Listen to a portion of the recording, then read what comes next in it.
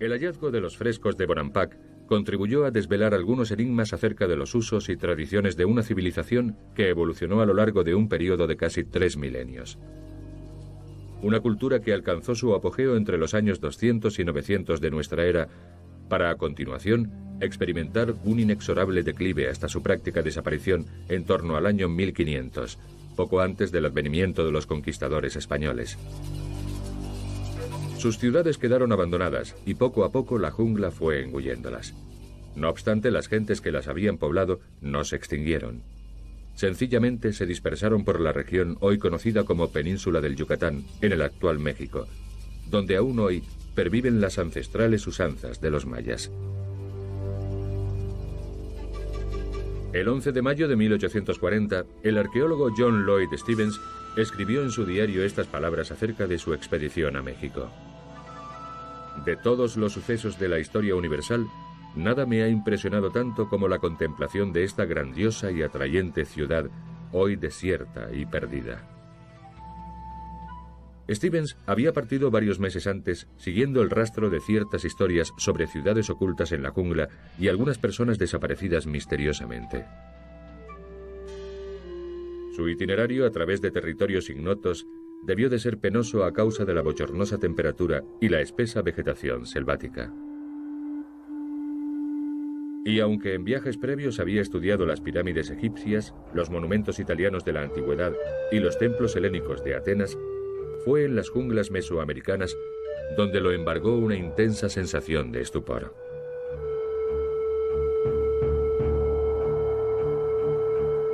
Al salir de la floresta, se dio cuenta de que había dado con las ruinas de una arcaica urbe maya, Palenque.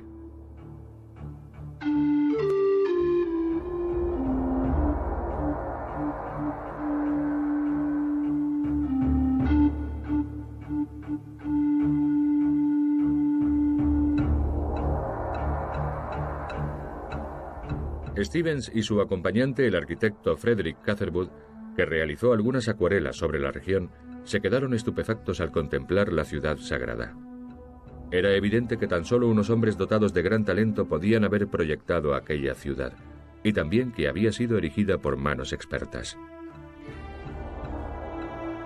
Era obvio asimismo que ante ellos se presentaba una nueva materia de estudio en torno a una civilización desconocida. Dioses y diosas, reyes y héroes. Todo un campo del saber acerca de la misteriosa cultura maya y su mítica historia.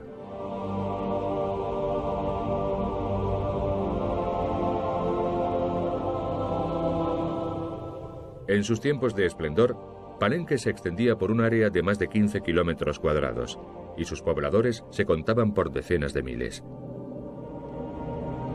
Sus monumentos más relevantes datan de un período comprendido entre los años 630 y 700 de nuestra era, durante los reinados de Pakal Kin, el señor de Pakal, y su primogénito Chambalun II.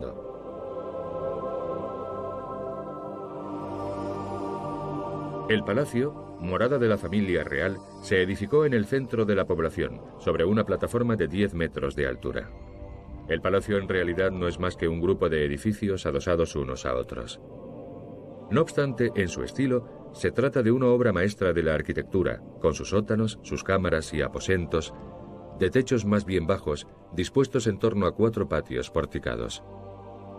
Los bajorrelieves que adornan sus muros siguen resultando impresionantes aún hoy en día, y ello pese a que buena parte de los colores que maravillaron a Stephens y Catherwood prácticamente se han perdido. En los peldaños del patio central se grabaron algunos glifos, los ideogramas curvilíneos que componen la escritura maya, mientras que a lo largo de los muros se dispusieron losas de piedra decoradas con efigies de prisioneros que debían de ser oficiales de alto rango a juzgar por su rico atavío. Desde el ala occidental del palacio se disfruta de una maravillosa vista del majestuoso templo de las inscripciones. En 1952, el arqueólogo Alberto Ruiz hizo un asombroso hallazgo en el interior de esta estructura piramidal. En la plataforma superior descubrió un angosto pasadizo, una suerte de túnel que se adentraba en la pirámide.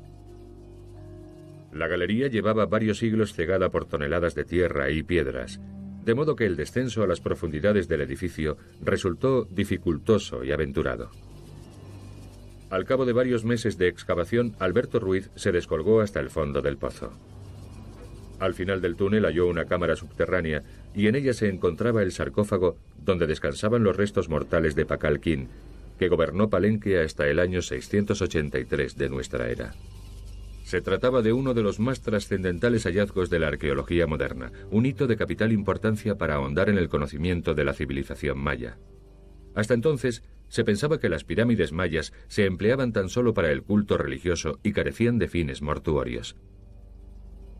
El féretro contenía el cadáver del soberano. Su riquísimo ajuar funerario estaba compuesto por una diadema, unos zarcillos, una gargantilla, un pectoral, brazaletes, sortijas y una máscara, todo ello labrado en jade.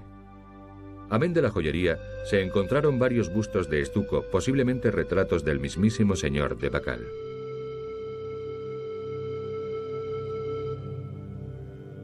Sobre el sarcófago descansaba una lápida de piedra caliza de casi 8 toneladas, cubierta de milenarios bajorrelieves.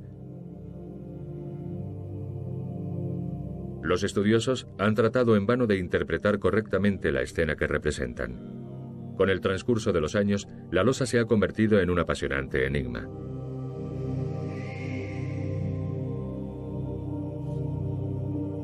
El rey Pakal aparece sentado en el interior de un objeto o edículo difícil de identificar. Hay quienes sostienen que se trata de una aeronave e incluso una nave espacial. El ademán del monarca sugiere que está pilotando el supuesto vehículo, accionando sus mandos con manos y pies. Tras de sí, se diría que las toberas de un motor a propulsión emiten humo y llamas. ¿Podría esta imagen significar que los mayas estaban al tanto de las actuales técnicas aeronáuticas? La mayoría de los científicos considera improbable tal idea. Más bien se cree que el bajorrelieve representa al rey Pakal entre las fauces de una serpiente simbólica en el momento de abandonar su existencia terrena para emprender una nueva vida en el más allá. Según muchos arqueólogos, no obstante, el misterio permanece aún irresoluto.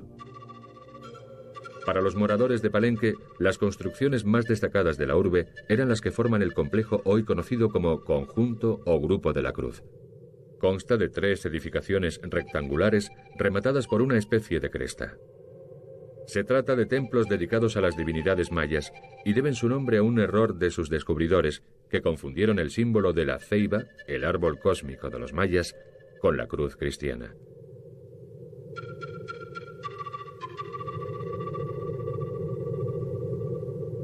En el cénit de su gloria, este espléndido conjunto arquitectónico rodeado de jungla debía de componer una imagen verdaderamente admirable.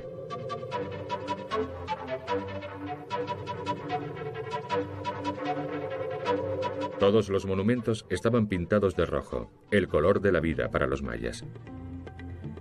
El templo principal se decoró con estucos en los que Pakal Khin aparece junto al dios Kapa, el protector de la clase gobernante.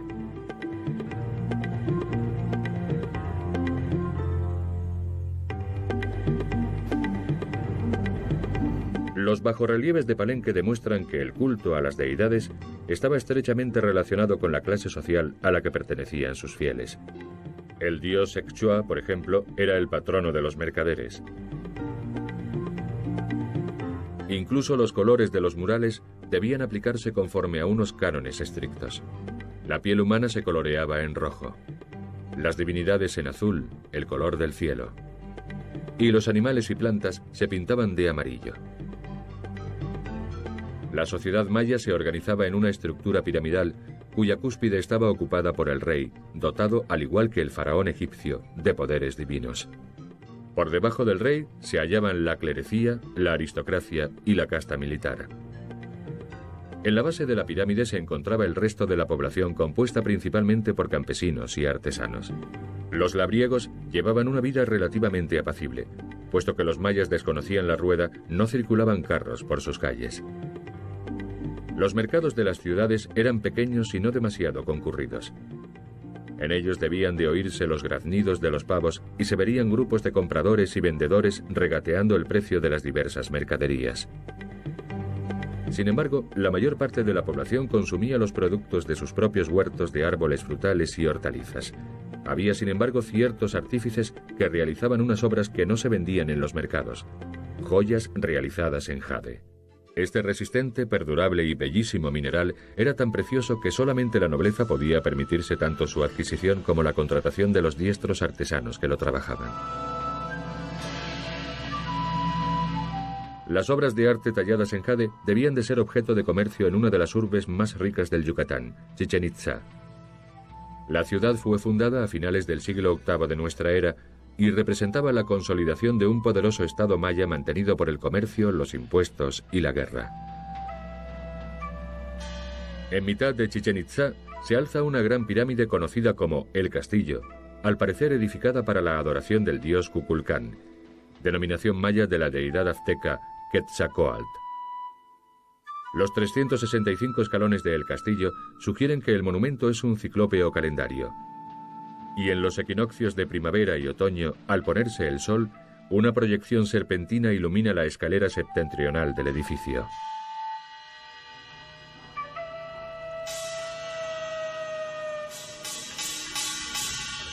No es de extrañar que el símbolo de Kukulcán sea la serpiente emplumada. En su cima, los mayas erigieron un santuario abovedado ornado con bajorrelieves de soldados. Solamente los sacerdotes estaban facultados para oficiar las ceremonias y dirigirse al pueblo desde la plataforma donde se yergue el templo. El templo de los guerreros, no obstante, tenía una función distinta, ya que era el lugar donde los mayas celebraban sus holocaustos rituales. Durante el primer milenio de nuestra era, los mayas fueron un pueblo pacífico dedicado a la medición del tiempo y la observación de la bóveda celeste. Sin embargo, en torno al año 1000, la nación tolteca impuso a los mayas tanto su cultura como su forma de gobierno. El influjo tolteca se puede observar en las similitudes entre la arquitectura y la escultura de Chichén Itzá y las de Tula, la capital tolteca, separadas por centenares de kilómetros. Uno de los mejores paradigmas es el caracol, un original monumento de forma espiral o de concha de caracol, uno de los atributos de Kukulcán, a quien simboliza la construcción. Kukulcán se identificaba con el planeta Venus, y desde las pequeñas ventanas del cuerpo superior del edificio podía observarse este mítico cuerpo celeste. Los mayas conocían la posición de los astros y estudiaban sus movimientos. A fin de mensurar los años solares y lunares, así como seguir los ciclos de los planetas visibles, idearon y desarrollaron un sofisticadísimo calendario perpetuo que se remonta hasta el 13 de agosto del año 3114 a.C., el día de la creación. La influencia de los toltecas se hace evidente si se cotejan las esculturas pétreas de Tula, llamadas Chacmol, con la estatua ubicada en el Templo de los Guerreros en Chichén Itzá. Por influjo tolteca, el antiguo sistema de gobierno maya fue erradicado. Los monarcas militares sustituyeron a los más benévolos reyes sacerdotes, y se adoptó la práctica de los sacrificios humanos. Un buen ejemplo de esto se puede observar en el Chacmol, que se encuentra al final de la escalera del Templo de los Guerreros. Una figura reclinada mirando hacia el castillo con un cuenco en las manos. En este recipiente se depositaban los corazones arrancados a las víctimas inmoladas. El deporte y el juego de pelota eran prácticas cotidianas en Chichén Itzá, aunque a diferencia de hoy en día, los participantes se jugaban algo más que premios y trofeos. La cancha de juego de pelota de Chichén Itzá, con sus 170 metros de longitud por 50 de anchura, era la mayor de toda Centroamérica. El objeto del juego, que tenía más de ritual religioso que de actividad recreativa, era introducir una pelota de caucho en un aro de piedra.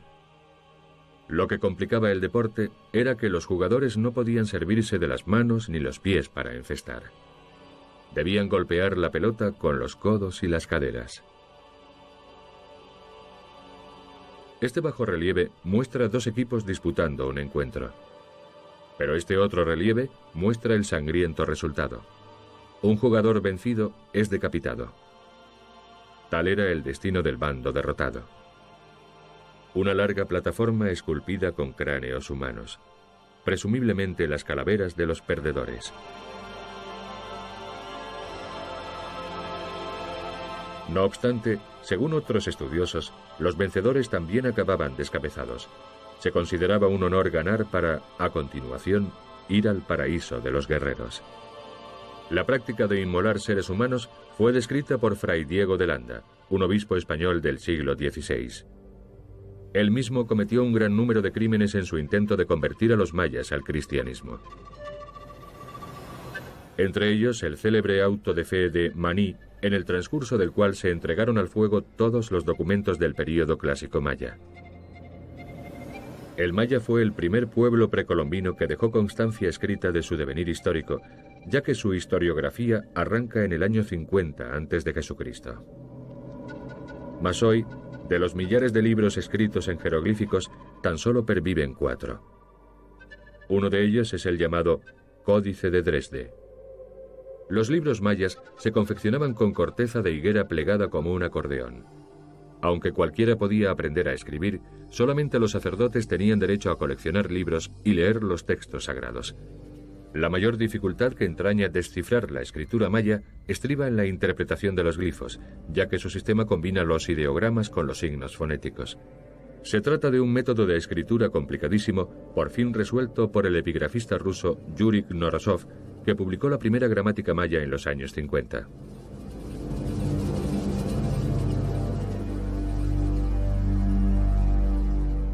El territorio habitado por los mayas era extensísimo, y puesto que el caballo y el burro se habían extinguido hacía decenas de miles de años en el continente americano, los mayas construyeron carreteras para facilitar sus desplazamientos. Lo cierto es que tendieron todo un sistema viario que enlazaba las principales ciudades con los centros de peregrinación. Uxmal fue uno de los más relevantes lugares de adoración de la civilización maya y alcanzó sus mayores momentos de gloria entre los siglos 8 y 11 de nuestra era. Uxmal era la capital administrativa y religiosa de los mayas que habitaban la montañosa región de Puuc, una denominación que se aplica asimismo al peculiar estilo arquitectónico de la zona. El mejor paradigma del arte Puuc es el Palacio del Gobernador, de casi 100 metros de longitud, posiblemente la sede de las autoridades. El monumento presenta una cornisa decorada con máscaras del dios Chac. Originalmente, al igual que todos los edificios mayas, estuvo completamente coloreado, y las elaboradas efigies divinas y símbolos atestiguan la amplia variedad de temas tratados por los mayas.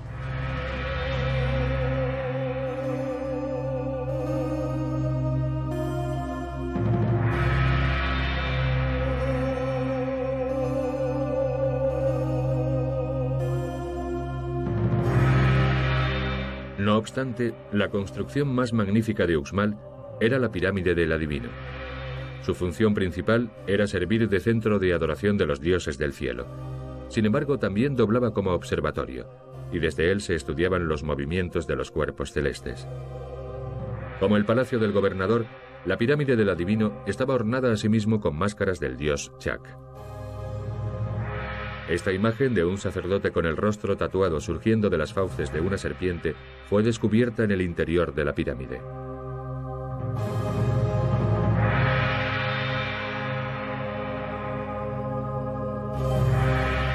Los monumentos de Uxmal demuestran la sobresaliente perfección alcanzada por los escultores mayas.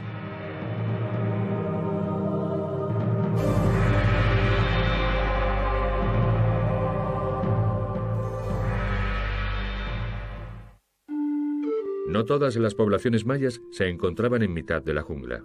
También se edificaron fortalezas junto al mar a fin de proteger las costas. Una de las plazas fuertes erigidas a orillas del Caribe es Tulum. Este fue el lugar donde en 1518 se produjo el primer encuentro entre los mayas y los españoles llegados por mar. Los conquistadores debieron de quedarse boquiabiertos al contemplar tan formidable ciudad en un entorno de tal hermosura. En el Templo de los Frescos se encuentran las más sobrecogedoras pinturas mayas de cuantas han logrado sobrevivir al paso del tiempo. Aquí se puede contemplar las deidades del panteón maya, que dominaban así el universo de los vivos como el de los muertos. Los frescos demuestran bien a las claras que se trata de una cultura consciente de la relevancia del color.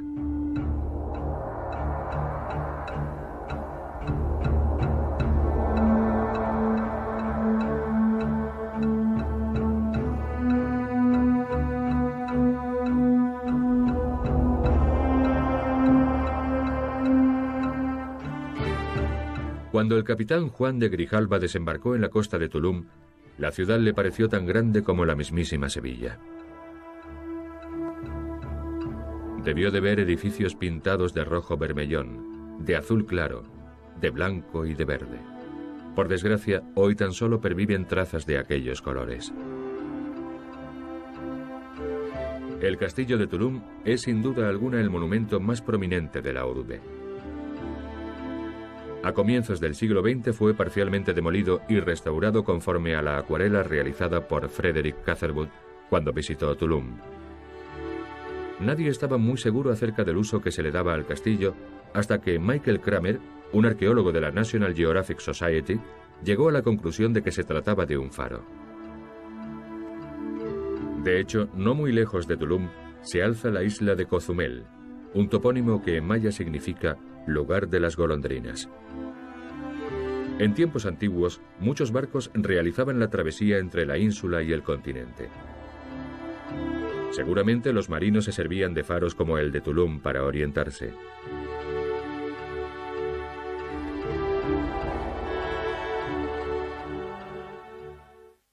Los mayas gozaban de una civilización y una cultura que constituyen un estudio de contrastes. Respetaban la naturaleza y consideraban sagrados a los animales. Y no obstante, el animal llamado ser humano era sacrificable. La sangre era la argamasa con que se edificaba la vida de los mayas. Eran grandes historiadores y arquitectos, y sin embargo, jamás se les pasó por la cabeza usar la rueda como medio de transporte. Eran supersticiosos y temían al trueno y al relámpago, mas estudiaban y predecían los fenómenos estelares con una precisión digna de nuestro tiempo. Las contradicciones de la nación maya constituyen su más intrincado enigma. Lo que sí sabemos es que vivieron su tiempo en sincronía con las fuerzas del universo. El poeta guatemalteco Miguel Ángel Asturias escribió: los mayas eran un pueblo que contaba sus días como si fuesen diamantes. Tenían fe en sus dioses, en sus rituales de humo, en los sueños y en la sabiduría de las palabras. Cosas que 5 siglos de devastación, explotación y olvido no han podido destruir. Los mayas aún perviven gracias a lo que legaron para que nuestra civilización lo descubriera.